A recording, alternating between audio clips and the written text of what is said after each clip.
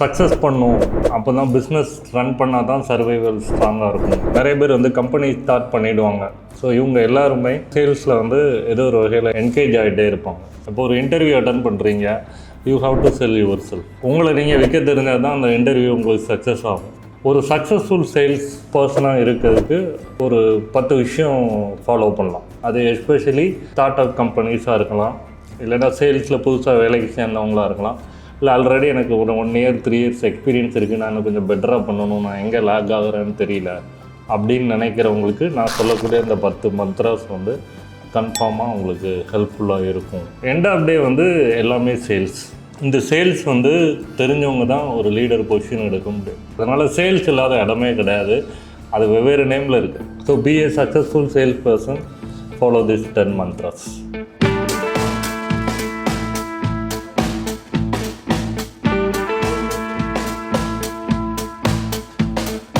ஒன்று வந்து adapt and open minded approach.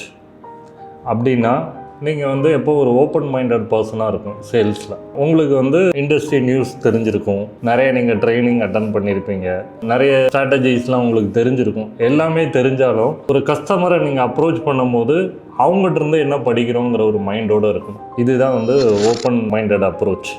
Second one வந்து be an active listener. Listen more than you speak to understand customer needs and objections.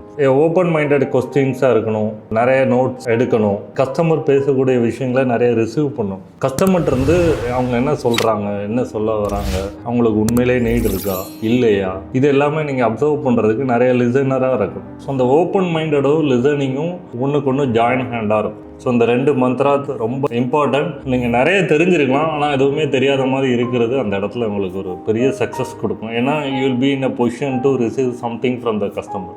Third point வந்து understand your product USB.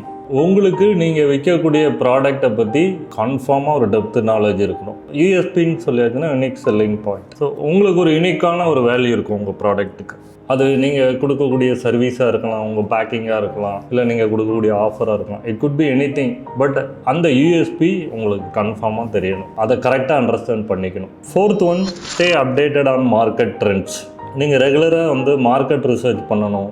Market trend எப்படி இருக்குது அப்படின்னு சொல்லி நீங்கள் ரெகுலராக உங்களை அப்டேட் பண்ணிட்டே இருக்கணும். நீங்கள் மார்க்கெட்டில் இந்த விஷயம் தான் ஏற்கனவே தெரியுமே அப்படிங்கிற மாதிரி இருக்கும். ஆனால் நீங்கள் சொல்லக்கூடிய அப்டேட்டடான விஷயம் வந்து நெக்ஸ்ட் லெவலில் உங்கள் ப்ராடக்டை செல் பண்ணக்கூடிய ஒரு பாயிண்ட்டாக இருக்கணும். இதுக்கு வந்து காம்படிட்டர்லாம் என்ன மாதிரியான ஸ்டாண்டர்ட்ஸ் யூஸ் பண்ணுறாங்க, அவங்க ப்ரைஸிங் மாடல்ஸ் என்ன, அந்த காம்படிட்டர் ப்ளஸ் உங்கள் ப்ராடக்ட் இண்டஸ்ட்ரி எப்படி இருக்குது, கஸ்டமரோட ப்ரிஃபரன்ஸ் எப்படி இருக்குது, இது எல்லாமே தான் உங்களை ஸ்டே அப்டேட்டடான மார்க்கெட் ட்ரெண்ட்ஸில் வைக்கக்கூடிய ஒரு விஷயம். Next one, B well prepared for presentation. உங்கள் ப்ரெசன்டேஷன் வந்து நீங்கள் ஒரு ப்ராடக்ட்டை பற்றி பேசுகிறது ஓரல் ப்ரெசன்டேஷனாக இருக்கலாம், இல்லைன்னா டாக்குமெண்ட் ப்ரெசன்டேஷனாக இருக்கலாம். அது வந்து கஸ்டமரோட நீடை அட்ரஸ் பண்ணுற மாதிரி இருக்கணும். அதை வந்து கஸ்டமைஸ் பண்ணி தான் அவங்களுக்கு கொடுக்கணும். எஸ்பெஷலி ரியல் வேர்ல்டு கேசஸ் இருக்கணும். The differentiation between the others and your product. அதுக்கப்புறம் கஸ்டமரை உங்கள் ப்ரெசன்டேஷன் கொடுக்குறது மூலமாக ஒரு என்கரேஜ் பண்ணிக்கணும் அந்த டெமோவில். அந்த அளவுக்கு நீங்கள் ப்ரிப்பேர்டாக இருக்கிறது தான் இந்த be well prepared for presentation. Next one, set clear goals and work plans. உங்களோட டார்கெட்டை நீங்கள் பிரேக் டவுன் பண்ணிக்கணும். அந்த பிரேக் டவுன் பண்ண ஒர்க்கை வந்து உங்கள் இயர்லி சேல் டார்கெட்டை மந்த்லியாக பிரேக் டவுன் பண்ணிவிட்டு மந்த்லியாக இருக்கிறத டெய்லியாக பிரேக் டவுன் பண்ணிடணும். அப்போது உங்களை ஒரு நாளைக்கு என்ன பண்ணணும் அப்படிங்கிறது உங்களுக்கு கிளியர் விஷன் கிடைக்கும். ஸோ இதுதான் set clear goals and work plans. Next one, track sales data and customer info. இப்போ நிறைய கம்பெனி சிஆர்எம் டூல் யூஸ் பண்ணுவாங்க, டூல்ஸ் யூஸ் பண்ணுவாங்க. நிறைய மார்க்கெட்டில் டைவர்சிஃபைடு சிஆர்எம் டூல்ஸ் இருக்குது. ஸோ இந்த மாதிரி டூல்ஸில் உங்களோட சேல்ஸ் டேட்டாவை கரெக்டாக அப்டேட் பண்ணி கரெக்டாக ட்ராக் பண்ணணும். ஒரு டேட்டாவை பார்க்குறீங்க, ஒரு கஸ்டமர் நேம், அவரோட கான்டாக்ட் நம்பர், அவரோட பிஸ்னஸ் டீட்டெயில்ஸ், அவர் ரெக்குயர்மெண்ட்டு, உங்களுக்கும் அவருக்கு நடந்த கான்வர்சேஷன், அவரோட ஃபீட்பேக், இதெல்லாம் வந்து நாட் ஜஸ்ட் டேட்டா. இது ஆக்சுவலாக நீங்கள் ஒரு கஸ்டமரை பார்க்குற மாதிரியான ஒரு விஷயம். நீங்கள் வந்து அதில் கரெக்டாக சொல்லணும் அப்படின்னா இது வந்து ஒரு டேட்டா என்ட்ரி கிடையாது. ஆக்சுவலாக இவர் சீயிங் எ கஸ்டமர் இந்த எக்ஸல் ஷீட். ஸோ இதுதான் track sales data and customer info. Follow a sales funnel approach.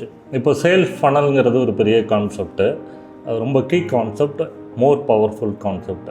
So இப்போ நார்மலாக ப்ராடக்ட் வைஸ் இண்டஸ்ட்ரியில் டிஃப்ரெண்ட் ப்ராடக்ட் சர்வீசஸ் இருக்குது. இந்த ப்ராடக்ட் வைஸ் உங்களோட சேல்ஸ் அப்ரோச்சை பொறுத்து இந்த ஃபனல் ஸ்டேஜஸ் நிறைய மாறும். உங்கள் ப்ராடக்டை இந்த ஃபனலில் எங்கே இருந்து செல் பண்ணணும் அப்படிங்கிறது, எந்த ஃபனல்ல இருந்து என்ன பேசணுங்கிற கம்யூனிகேஷன் உங்களுக்கு கரெக்டாக தெரியும்.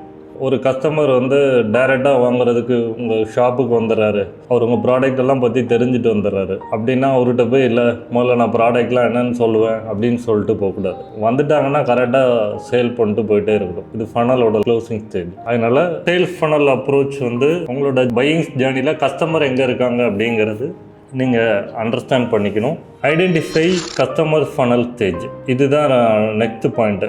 ஸோ இந்த follow a sales funnel approach, identify customer funnel ஸ்டேஜுங்கிறது ரெண்டும் ஒன்றுக்கு ஒன்று ஜாயின் ஹேண்ட்ஸ். இந்த 2 மந்த்ராவும் உங்கள் ப்ராடக்டோட ஆக்சுவல் ஃபனல் தெரிஞ்சுக்கிறது, நீங்கள் அதை ஃபாலோ பண்ண வேண்டியது. இதில் கஸ்டமர் எங்கே இருக்காங்கன்னு தெரிஞ்சுக்க வேண்டியது 2வது. இப்போ ஒரு பேங்க்குக்கு வந்து ஒருத்தர் எப்படி ஃபிக்ஸட் டெபாசிட் போடணுன்ட்டு வராரு, ஓகே, அவர் எல்லாமே இன்றைக்கி இன்ஃபர்மேஷன் அவைலபிளாக இருக்கனால அவர் இன்றைக்கி தெரிஞ்சுக்கிறாரு 1 lakh பண்ணோம்னா 8%, 7%, what are the market rate, இதுதான் பெஸ்ட்டுன்றது தெரிஞ்சிடறாரு. கீ அக்கௌண்ட் ஹோல்டராக இருக்கனால இவருக்கு மேபி கெட் சம் பெனிஃபிட் அப்படின்னு நினைக்கிறாரு. ஸோ அதனால அவர் அக்கௌண்ட் ரூபா இருக்குது, பேங்க் அப்ரோச் பண்ணுறாரு. அப்ரோச் பண்ணிட்டு எனக்கு டெபாசிட் ஓப்பன் பண்ணணும்னு ஸ்ட்ரைட்டாக சொல்கிறாரு. டெபாசிட் ஓப்பன் பண்ணோன்னே அவங்க இன்ட்ரெஸ்ட் ரேட்டு வெரிஃபை பண்ணுவாங்க. இது ரைட்டு ஓகே அப்படின்னு சொல்லிடுறாரு. அப்படின்னா இந்த கஸ்டமர் க்ளோசிங் ஸ்டேஜில் இருக்கிறாரு. He already know that he is aware of what is FD, what is bank, what is the rate. He just confirm the rate, negotiate பண்ணி பார்க்குறாரு, இதில் எதுவும் குறையுதா, இதுதான் கரெக்ட் ரேட்டான்றதை வெரிஃபை பண்ணிக்கிறாரு. உடனே எஃப்டி ஸ்டார்ட் பண்ணிடுறாரு. இவர் ஃபனலோட லாஸ்ட் ஸ்டேஜில் இருக்கிறவரை போய் திரும்ப நம்ம அவேர்னஸில் கொண்டு போய் ஃபனலில் வைக்கக்கூடாது. What is FD, what is bank அப்படின்ற மாதிரி நம்ம பேசக்கூடாது. ஸோ அதனால் ப்ராடக்டோட ஃபனலும் உங்களுக்கு தெரியணும், கஸ்டமரோட ஃபனல் ஸ்டேஜும் அவங்க எங்கே இருக்காங்கன்றது தெரிஞ்சுக்கிறது தான் இந்த mantras. Focus on key sales metric, the final. ஒரு சேல்ஸ் பர்சன் வந்து சேல்ஸ் மெட்ரிக்ஸ் தெரிஞ்சுக்கணும். முக்கியமாக தெரிஞ்சிக்க வேண்டியது 2.